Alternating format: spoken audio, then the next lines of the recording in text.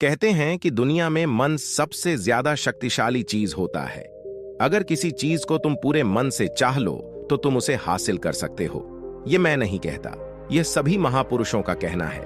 लेकिन अगर यह सत्य है, यह सच है, तो हम जो अपने मन से चाहते हैं वह हमें हासिल क्यों नहीं होता है।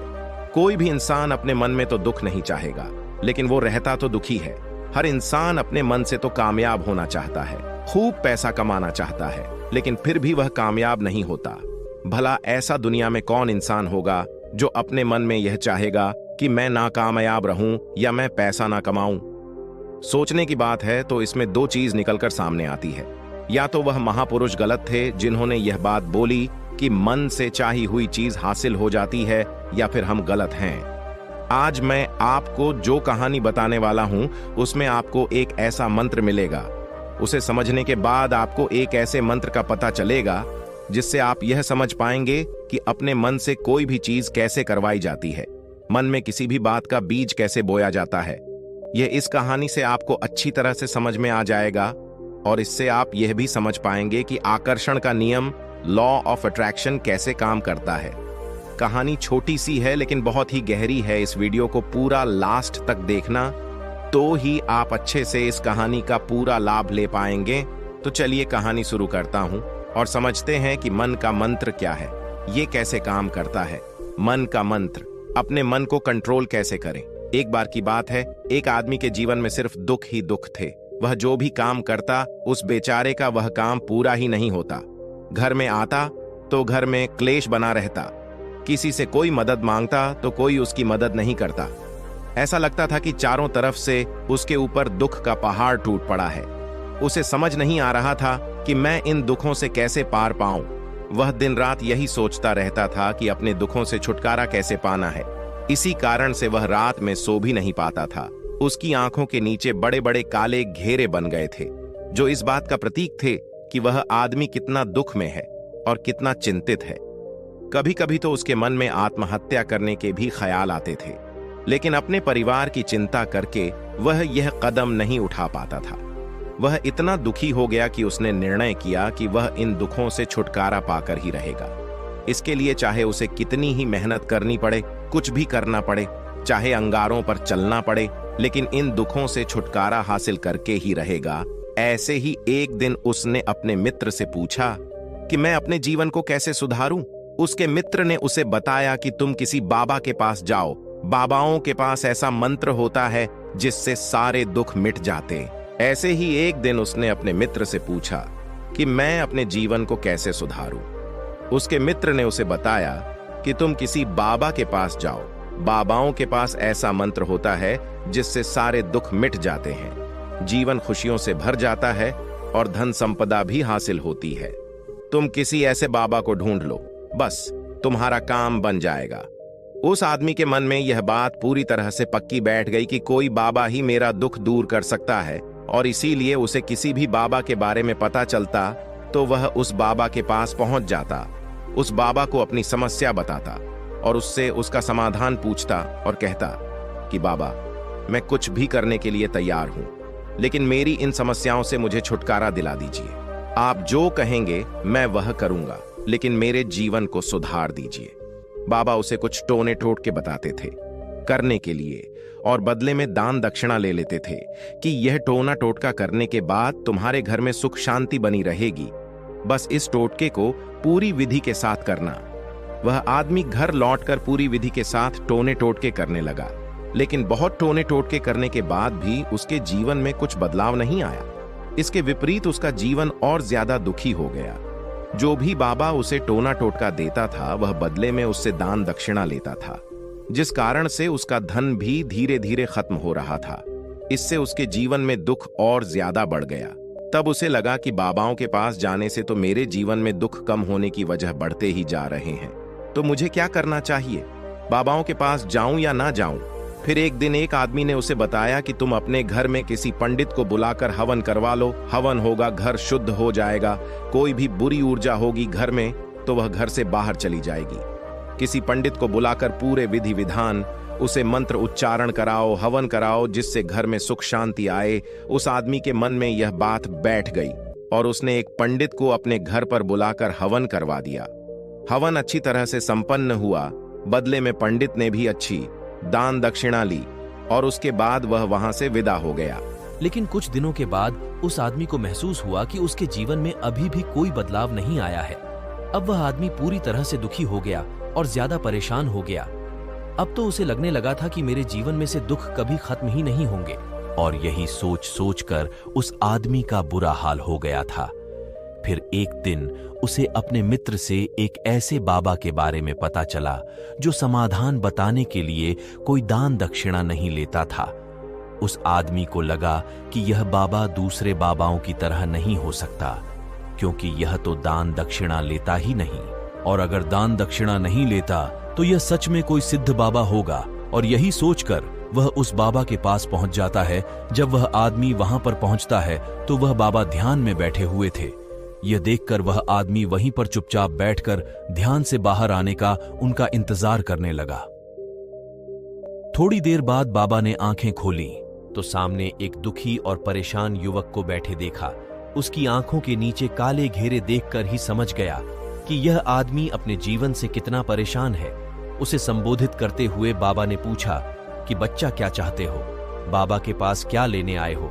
उस आदमी ने कहा कि बाबा, मैं अपने जीवन से बहुत परेशान हूं। मैंने इन दुखों को दूर करने के लिए बहुत सारे रास्ते अपनाए। मैंने हर वो तरकीब करके देखी जो किसी बाबा ने मुझे बताई। हर वो काम किया जो कोई भी इंसान ने मुझसे करने को कहा, लेकिन मेरे जीवन के दुखों में कोई कमी नहीं आई। परंतु बाबा, इसके विपरीत मेरे जीवन में दुखों में बढ़ोतरी हो गई है। मुझे समझ में नहीं आ रहा है कि मैं क्या करूं। कभी कभी तो मैं आत्महत्या करने की सोचता हूं, लेकिन मैं अपने परिवार की सोचकर मैं यह कदम नहीं उठाता हूं। मैंने आपके बारे में बहुत सुना है बाबा, और मैं बहुत उम्मीद के साथ आपके पास आया हूं। कृपया करके मुझे कोई ऐसा मार्ग बताएं जिससे मुझे अपने दुखों से छुटकारा मिल जाए। मैं अपने दुखों से छुटकारा पाने के लिए कुछ भी करने को तैयार हूं। आप मुझे कोई भी रास्ता बताएं, चाहे वह रास्ता कितना ही कठिन क्यों ना हो, मैं उसको पार करके रहूंगा। बाबा ने महसूस किया कि आदमी तो सच में बहुत परेशान है। बाबा ने उसकी बात सुनकर कहा कि बच्चा, दुखों को दूर करने के लिए मंत्र ऐसे ही नहीं मिलते हैं। मंत्र पाने के लिए कुछ करना पड़ता है। क्या तुम कुछ कर सकते हो? यह सुनकर पहले तो उस आदमी ने सोचा कि यह बाबा भी मुझसे दान दक्षिणा मांगेंगे, लेकिन और कोई रास्ता ना पाकर उस आदमी ने कहा, बाबा, आपको जितना भी दान दक्षिणा चाहिए मैं देने के लिए तैयार हूं, लेकिन आपका मंत्र सच्चा होना चाहिए, वह पूरा होना चाहिए, उसका फल मुझे मिलना चाहिए। उसके बाद जो भी आप दान दक्षिणा लेना चाहते हो मैं आपको दे दूंगा। बाबा ने कहा, दान दक्षिणा तो बहुत छोटी चीज है, मुझे वह नहीं चाहिए। इस पर वो आदमी सोच विचार करके बोला, तो बाबा, मैं अंगारों पर भी चलने के लिए तैयार हूं, आप मुझे बस आज्ञा दीजिए। बाबा ने कहा कि अंगारों पर चलने वाली छोटी चीज मैं तुमसे नहीं कराने वाला हूं। मैं जो तुमसे कराने वाला हूं वह बहुत कठिन मंत्र है, उसे पूरा कर पाओगे तुम। उसने कहा, बाबा, आप मुझे बताइए तो सही, मुझे करना क्या होगा? मैं कुछ भी करने के लिए तैयार हूं। इस पर बाबा ने उसे कहा कि यहां से जब तुम अपने घर जाओ तो रास्ते में अपने मन में यह दोहराते जाना कि मैं सुखी हूं, मैं सुखी हूं, मैं सुखी हूं। बार बार अपने मन में यही दोहराना और याद रहे। जुबान पर यह नहीं आना चाहिए, यह सिर्फ मन में दोहराना है। यह सुनकर वो आदमी बोला, बाबा, बस इतनी सी बात, यह तो मैं चुटकी बजाते कर लूंगा, लेकिन इससे होगा क्या? बाबा बोले कि इस मंत्र को करके तो देखो, वैसे भी तुमने इतने बाबाओं के मंत्र किए हैं, तो इस मंत्र को भी करके देख लो। उस आदमी ने सोचा कि बाबा कुछ दान दक्षिणा तो ले नहीं रहे हैं और छोटा सा मंत्र है, इसे तो मैं कर ही लूंगा। वो आदमी बोला, ठीक है बाबा, मैं यह मंत्र जरूर करूंगा। और वो आदमी यह कहकर वहां से चलने लगा।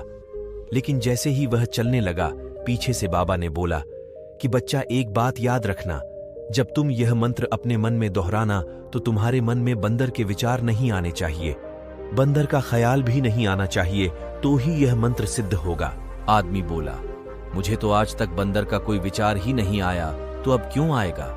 आप चिंता मत करिए बाबा, मैं बस मन में यही दोहराऊंगा कि मैं सुखी हूं, मैं सुखी हूं, मैं सुखी हूं। इसके अलावा बंदर का कोई भी विचार मेरे मन में नहीं आएगा। यह कहकर वह आदमी वहां से चल देता है। वह आदमी अपने मन में मैं सुखी हूं, मैं सुखी हूं, यही दोहराता हुआ थोड़ी दूर ही चला था कि उसके मन में अचानक बंदर का ख्याल आ गया। बंदर का ख्याल एक बार आया और चला भी गया, लेकिन उस आदमी ने सोचा, आज तक तो मुझे बंदर का कोई भी विचार नहीं आया, यह आज बंदर का विचार क्यों आ गया।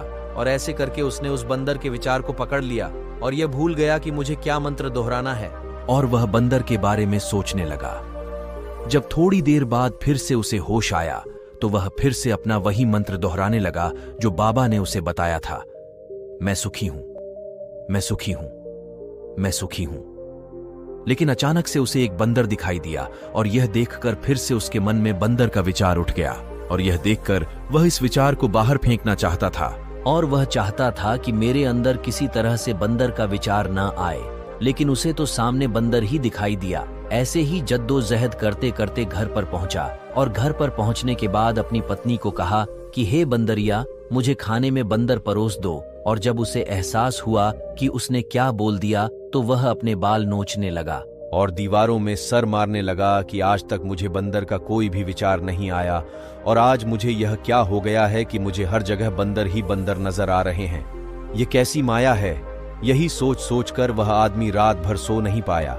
रात भर करवटें बदलते रहा और सुबह उठकर सीधे उसी बाबा के पास पहुंच गया और उसके चरणों में गिरकर कहा, बाबा, पता नहीं क्या चमत्कार हो रहा है, आज तक मुझे बंदर का कोई विचार नहीं आया, लेकिन कल से जब से आपने मुझसे कहा कि बंदर का विचार नहीं आना चाहिए, तब से मुझे हर जगह बंदर ही बंदर नजर आ रहे हैं। उस आदमी ने कहा कि बाबा, मुझे तो आपके पीछे पेड़ पर बैठा बंदर केले खाते हुए दिखाई दे रहा है, ये हो क्या रहा है बाबा। यह सुनकर बाबा हंसने लगे। हा हा हा हा हा हा हा बच्चा, ये तेरे मन का जाल एक ऐसा जाल है जिसे समझ पाना इतना आसान नहीं है। बंदर तो तुम्हारे रास्ते में पहले भी आते थे। जब तुम मेरे पास आए थे तो इन्हीं पेड़ों पर यह बंदर घूम रहे थे, लेकिन तब तुम्हारे ध्यान में यह बंदर नहीं था, तब तुम्हारे ध्यान में सिर्फ दुख थे। इसके बाद बाबा ने उसे बताया, बच्चा, हम जिस चीज से भी दूर भागना चाहते हैं वही चीज हमारे मन में बहुत गहरे में प्रविष्ट हो जाती है और हमारे अंतर मन में समा जाती है।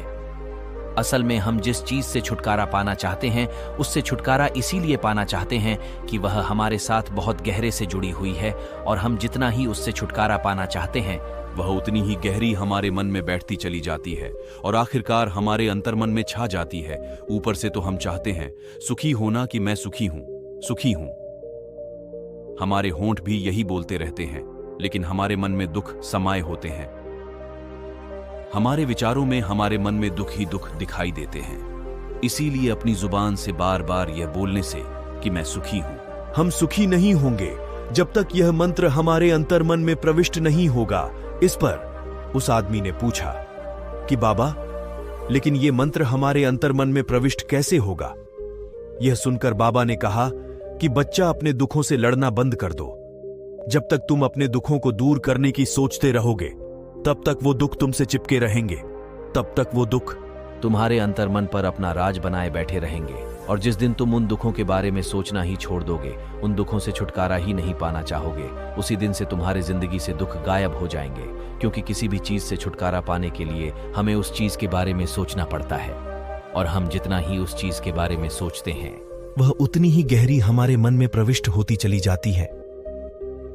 हम अधिकतर समय दुखों के बारे में ही सोचते हैं। हम यही सोचते हैं कि हमारे जीवन में दुख है और हमें इससे छुटकारा पाना है।